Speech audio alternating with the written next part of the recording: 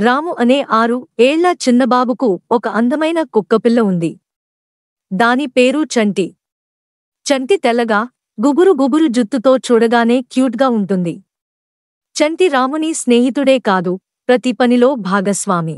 అక్కడ ఇంటి దగ్గర తోట ఉంది, చూడడానికి చాలా పచ్చగా ఉంది. అక్కడ వాతావరణం చాలా బాగుంది. తోట నిండా మామిడి చెట్లు, జామ చెట్లు, పూల మొక్కలు చాలా ఉన్నాయి. చంటి అని అందమైన కుక్కపిల్ల కూడా అక్కడే కింద తిరుగుతూ రాముతో ఆడుకుంటోంది. ఒకరోజు రాము తోటలో ఆడుకుంటున్నాడు. అప్పుడు రాము ఒక పెద్ద జామపండు కొట్టడానికి ప్రయత్నిస్తున్నాడు. కాని ఆ పండు చాలా ఎత్తులో ఉంది.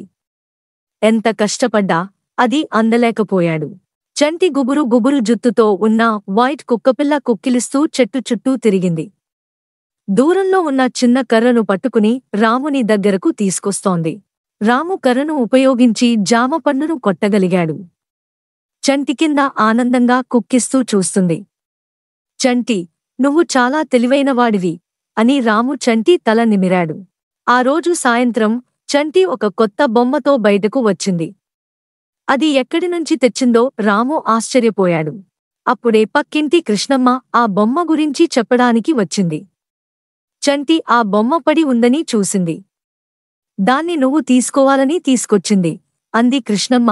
చంటి నిజంగా రాముకు మాత్రమే కాదు, అందరికీ మంచితనం చూపించే కుక్క. రాముకు అది తన జీవితంలో అతిపెద్ద బహుమానం. నీతి జంతువులు మనకు స్నేహితులు మాత్రమే కాదు, వారు మనకు సహాయం చేయడంలో కూడా ముందుంటారు. మనం వారిని ప్రేమిస్తే వారు మాకు తగిన ప్రేమను తిరిగి ఇస్తారు.